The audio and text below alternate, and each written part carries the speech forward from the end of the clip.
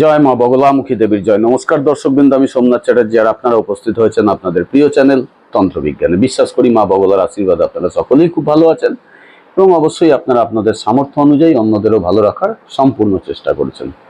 দেখুন, আজকে যে বিষয়টা নিয়ে আলোচনা করতে এসেছি এটা কিন্তু প্রত্যেকের লাইফেই খুব ইম্পর্টেন্ট, বিশেষ করে যারা কেরিয়ার লাইফে পা দিয়েছেন। কেউ ভাবেন চাকরি করব, কেউ ভাবেন ব্যবসা করব, কেউ ভাবেন প্রফেশনাল কোনো কিছু করব, কিন্তু অ্যাকচুয়ালি কোনটা করলে ভালো হবে। আমার আজকের ভিডিওটা বেসিক্যালি সেটা নিয়ে করা। কেননা আমার এখানে অনেকেই আসেন ঠিকুজি দেখাতে, তো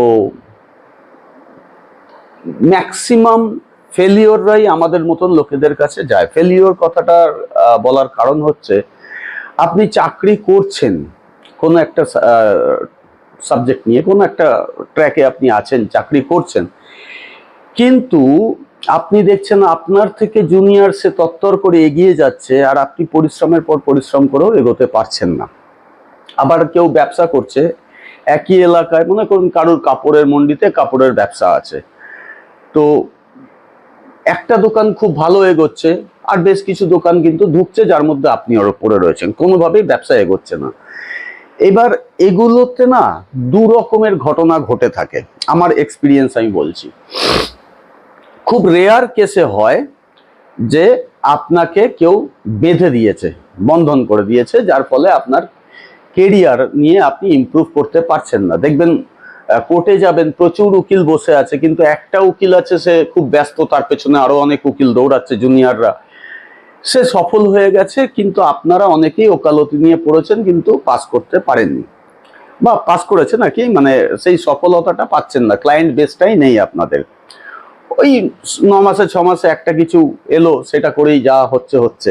আবার এমন উকিল রয়েছে যার ফিস দেওয়ার যোগ্যতাও অনেকের নেই, সে এত বড় গাড়ি বাড়ি সব মেনটেন করে। যে যে লাইনে আছেন, যেমন অ্যাস্ট্রোলজি লাইন নিয়ে যদি আমি বলি, প্রচুর অ্যাস্ট্রোলজার আছেন, শিখেছেন, কিন্তু ক্লায়েন্ট বেস নেই, ইমপ্রুভমেন্টের কিছু কোনো সাইনই নেই তার কাছে।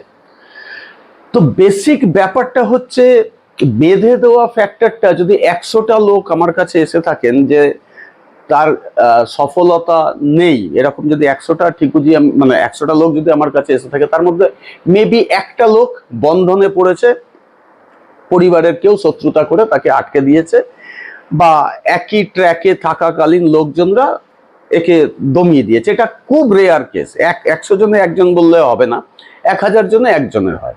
কিন্তু ম্যাক্সিমাম যেটা হয়েছে, যেটা আমি দেখেছি, সেটা হচ্ছে যখন কেরিয়ার শুরু করা হয়, করেছিলেন আপনি, তখনই ভুল ট্র্যাকে চলে গেছেন। কেন? কোনো অ্যাস্ট্রোলজিক্যাল গাইডেন্স আপনি নেননি। আজকের যুগে অনেকেই আছে সফটওয়্যার ইঞ্জিনিয়ার হচ্ছে, হয়ে কি করছে, বাড়ি বাড়ি গিয়ে মেশিন সারাচ্ছে, কম্পিউটার সারাচ্ছে। তো সফটওয়্যার ইঞ্জিনিয়ার পড়াটা আপনি যে পড়েছেন এত খরচা করে, তো তার বেনিফিটটা কোথায়? প্রচুরে আছেন জয়েন্ট দেওয়ার পরে ডাক্তার পড়ছেন, ইঞ্জিনিয়ার হচ্ছেন, হয়ে পড়া তো কমপ্লিট করছেন, কিন্তু কেরিয়ারে সফলতা নেই।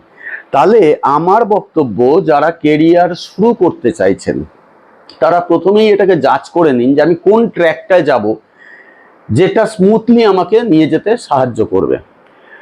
আবার যারা ধরুন পেঁচিয়ে গেছেন, অনেক দূর এগিয়ে এসেছেন, আমার মতন বয়সের কাছাকাছি চলে এসেছেন, এখনো বসে ভাবছেন যে এর পরে কি হবে, তাদেরও বলবো সংশোধনের কিন্তু সুযোগ আছে, এখনো আপনি সংশোধন করতে পারেন।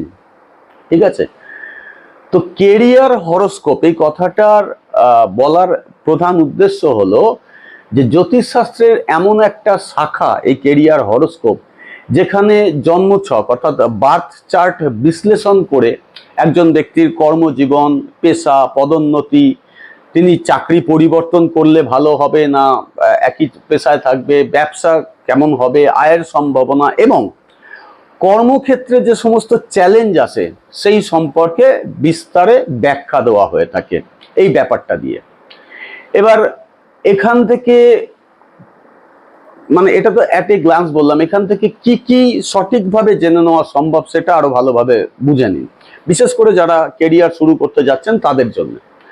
যে চাকরি কবে হবে, চাকরি হলে সেটা সরকারি হবে না বেসরকারি হবে, কোন ব্যবসাটা করলে ভালো হবে, চাকরি পরিবর্তনের সম্ভাবনা কতটা আছে, অর্থাৎ এটা ছেড়ে এই চাকরিটা ছেড়ে কোন চাকরিতে গেলে আমি ভালো ইমপ্রুভ করতে পারবো, আমার পদোন্নতি কোন সময়ে হবে, বেতন বৃদ্ধির কোনো আশা আছে কিনা, ইনক্রিমেন্ট, স্যালারি ইনক্রিমেন্ট, বিদেশে চাকরির সম্ভাবনা আছে কিনা, ব্যবসায় এক্সাক্ট লাভের টাইম কোনটা, আপনার সেই লাভের টাইমে যে প্রফিটটা, এক্সেস প্রফিটটা, ওটাকে সঞ্চয় করতে হয়, ওটাকে ইনভেস্টমেন্টের মধ্যে ফেলতে হয়, এবং কোন বছরে কেরিয়ারে বড় পরিবর্তন আসতে পারে, এবং কোন ক্ষেত্রে তুলনামূলকভাবে অনুকূল হতে পারে, অর্থাৎ কোন সেক্টরটা আমার জন্য আইডিয়াল। ঠিক আছে, তো এগুলো বিচার করার জন্য আপনারা কি করবেন, আপনাদের নিজের নিজের ঠিকুজিগুলোর দশম ভাব, ষষ্ঠ ভাব, একাদশ ভাব এবং দ্বিতীয় ভাবকে খুব মনোযোগ সহকারে বিচার করাবেন। কেন? দশম ভাব এমন একটা জায়গা, 10th হাউস যাকে বলা হয় বার্থ চার্টে, যে এটি কর্মজীবনে প্রধান ভাব, মানে আপনার কেরিয়ার লাইফের কোন কেরিয়ারে আপনি সবচেয়ে বেশি মানে কোন পেশায়, কোন সেক্টরে আপনি সবচেয়ে বেশি সফল হবেন, এখান থেকেই কিন্তু এটা বিচার করা হয়। আপনি চাকরি করলে আপনার ভালো হবে না ব্যবসা করলে ভালো হবে, চাকরিটা সরকারি হবে না বেসরকারি হবে, সামাজিক সম্মান তাতে কত থাকবে, পদোন্নতির সম্ভাবনা কি, নেতৃত্ব দেওয়ার ক্ষমতা কতটা আছে, কর্মক্ষেত্রে সফল হওয়ার জায়গা কতটা, সে যে সেক্টরেই করুন, চাকরি, ব্যবসা, পেশা। এবং এই দশম ভাব যদি শক্তিশালী হয় তাহলে কিন্তু আপনাকে পেছন ফিরে তাকাতে হবে না, কিন্তু যদি এই ঘরটা দুর্বল হয় তাহলে এই ঘরের অধিপতি, লগ্নপতি, মানে এই ঘরের যিনি মেন, তার নক্ষত্র, এগুলো বিচার করে কিন্তু আপনাকে তার প্রোটেকশন করতে হবে, তবে আপনি ইমপ্রুভ করতে পারবেন। আদারওয়াইজ ওই সারা জীবন ধরে ভাবতে থাকবেন কি করব, কিভাবে করব।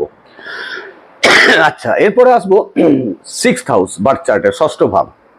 সেখান থেকে কি জানবেন, এটা নির্দেশ করে আপনি চাকরি না ব্যবসা, চাকরিটা সরকারি না বেসরকারি, ব্যবসাটা সরকারি ব্যবসা হবে না বেসরকারি ব্যবসা হবে, এর মধ্যে প্রতিযোগিতা কতটা আপনাকে ফেস করতে হবে, আর আপনার যারা সহকর্মী থাকবে বা ব্যবসাতে যারা সিমিলার ট্রেডের মধ্যে রয়েছেন তারা আপনার সাথে কতটা সহযোগিতা করবে, তারা আপনার শত্রু হবে কিনা, দৈনন্দিন কর্মজীবনটা কেমন হবে, স্ট্রাগলফুল না স্মুথ, এগুলো কিন্তু এই ষষ্ঠ ভাব থেকে বিচার করা হয়।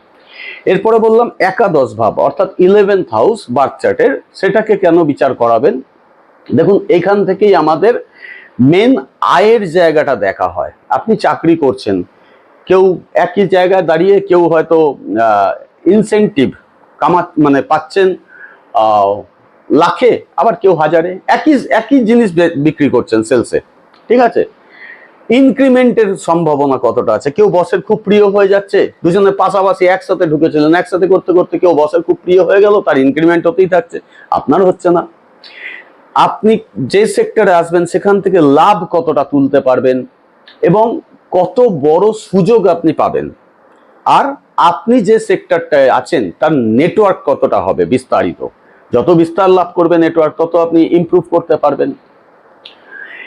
এগুলো কিন্তু এই একাদশ ভাব থেকে জানা যায়। এবার বলেছিলাম দ্বিতীয় ভাব, অর্থাৎ 2nd হাউস, যাকে আমরা ধনভাব বলি, এটা নির্দেশ করবে আপনি যে উদ্বৃত্ত উপার্জন করতে পারবেন, অর্থাৎ এই যে প্রথম 3টে ঘর বললাম, দশম, ষষ্ঠ, একাদশ, এই 3টে ঘরকে আপনি ঠিক করার পরে এখান থেকে যে লাভটা পাবেন সেটা সঠিকভাবে কোথায় সঞ্চয় করতে পারবেন, নাকি সেটা বেরোতেই থাকবে, খরচা হয়ে যাবে, ভুল জায়গায় ইনভেস্ট হবে, হ্যাঁ, আপনি পারিবারিক সম্পদ বাড়াবেন নাকি পারিবারিক সম্পদকে ক্ষয় করবেন, এগুলো কিন্তু এখান থেকে এই দ্বিতীয় ভাব থেকে জানা যায়। অর্থাৎ আপনার আর্থিক স্থিতি, ব্যালেন্স, সেটা করার জন্য কিন্তু দ্বিতীয় ভাবকেও নজরে দিতে হয়।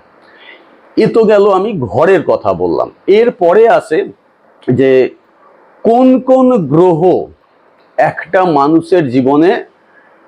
মানুষের জীবনকে পুরো পরিবর্তন করতে পারে। দেখুন, 9খানা গ্রহ আছে, তার মধ্যে সবচেয়ে কার্যকরী যারা আছে তারা হচ্ছে রবি, বুধ, বৃহস্পতি, শুক্র, মঙ্গল, শনি, চন্দ্র, রাহু, কেতু। এই এতগুলোকে যদি ভালো করে বিচার না করা হয়, এদের মধ্যে একজনও যদি খুব খারাপ জায়গায় পৌঁছে গিয়ে থাকে, তাহলে এই এত যে আলোচনা করলাম আপনি সেইখানেই থেকে যাবেন। সুতরাং এটাকেও ভালো করে দেখে নিতে হবে যে এই গ্রহগুলো কতটা পাওয়ারফুল আছে।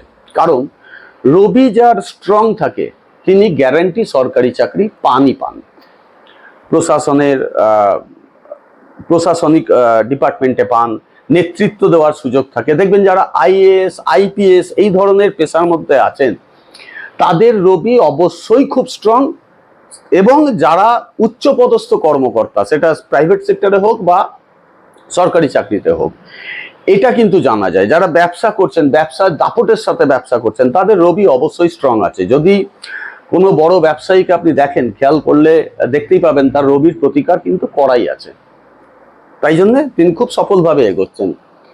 বুধ, এটা যারা বিশেষ করে ব্যবসার সাথে যুক্ত আছেন, আইটি সেক্টরে আছেন, মার্কেটিং এ আছেন, বা যারা ধরুন ইউটিউবার, যারা ডিজিটাল মার্কেটিং করেন, যারা লেখালেখির সাথে যুক্ত, মিডিয়া হাউসে আছেন, এদের জন্য কিন্তু বুধ স্ট্রং হওয়া খুব জরুরি। কারণ বুধ বালক গ্রহ, এবং একজন বালককে দেখে কিন্তু সকলেই মুগ্ধ হয়। তো আপনার বুধ যদি স্ট্রং থাকে তাহলে আপনাকে দেখে সকলেই মুগ্ধ হবে এবং আপনার এগিয়ে যেতে কোনো অসুবিধা হবে না।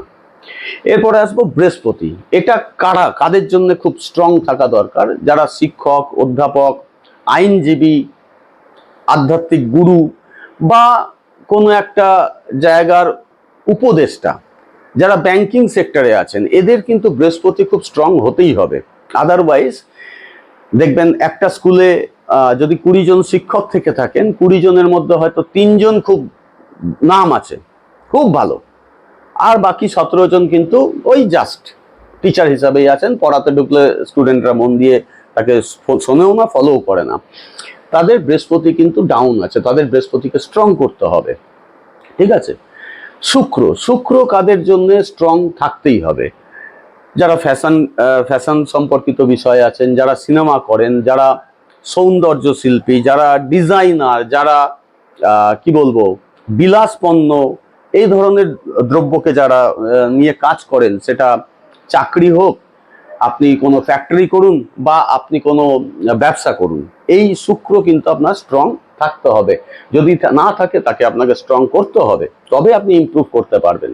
মঙ্গল, এক কথায় সবাই জানে আজকাল যে পুলিশ, সেনাবাহিনী, এ তো মঙ্গল তার স্ট্রং থাকতেই হবে। এবার যারা ধরুন সার্জেন মানে মেডিকেল সার্জেন, তাদেরও কিন্তু মঙ্গল স্ট্রং হতে হবে।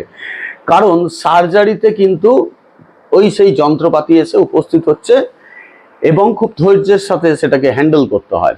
সেই জন্য যারা সার্জারি পড়ছেন, ডাক্তারি পড়ছেন সার্জারি নিয়ে, তাদের কিন্তু মঙ্গল স্ট্রং হতেই হবে। আবার যারা বিল্ডিং ব্যবসার সাথে যুক্ত আছেন, বিল্ডিং মেটেরিয়াল হোক বা বিল্ডিং তৈরি করা হোক, কনস্ট্রাকশন বিজনেসে যারা যুক্ত আছেন, তাদের তো মঙ্গল অবশ্যই স্ট্রং থাকতে হবে।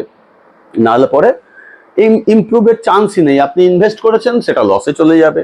অথবা যেমন আজকাল হচ্ছে, অনেকেই দেখেছি মঙ্গলকে গুরুত্ব না দিয়েই প্রমোটিং করতে চলে আসছেন, এবং ফলে কি হচ্ছে, তার বিল্ডিং তো দাঁড়িয়ে গেছে, বিক্রি হচ্ছে না। বিক্রি হলে পরে বিভিন্ন রকম সমস্যা হচ্ছে, কিছুতেই যেন বিল্ডিংটা থেকে পিছু ছাড়াতে পারছে না যে আরেকটা প্রজেক্ট কাজ করবে।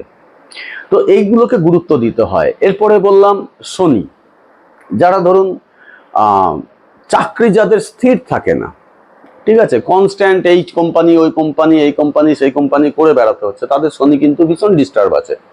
তাই দীর্ঘ মেয়াদি চাকরি পেতে গেলে বা দীর্ঘ মেয়াদি ব্যবসার সাথে যুক্ত থাকতে গেলে শনিকেও কিন্তু সমান গুরুত্ব দিতে হবে। ঠিক আছে। যারা সরকারি সংস্থার সাথে যুক্ত আছে, সে চাকরি করুন বা ব্যবসা করুন, তাদের প্রমোশন ডিমোশন এগুলো ডিপেন্ড করে কিন্তু শনির ভালো মন্দ এই সময়ের এর ওপরে। যারা কারখানা করছেন, ইন্ডাস্ট্রি করছেন, ফ্যাক্টরি করছেন, তাদের কিন্তু শনি ভালো থাকতেই হবে। এবং লেবার প্রবলেম একটা বড় ইস্যু হয়ে যায়। যারা এই সমস্ত লেবার নিয়ে যারা কাজ করেন, তাদের শনি যদি ঠিক না থাকে, স্ট্রং না থাকে, লেবার প্রবলেম কিন্তু তাদের ফেস করতেই হবে। সুতরাং আমাদের জন্মছকে শনিকেও একটা ইম্পর্টেন্স দেওয়া হয়।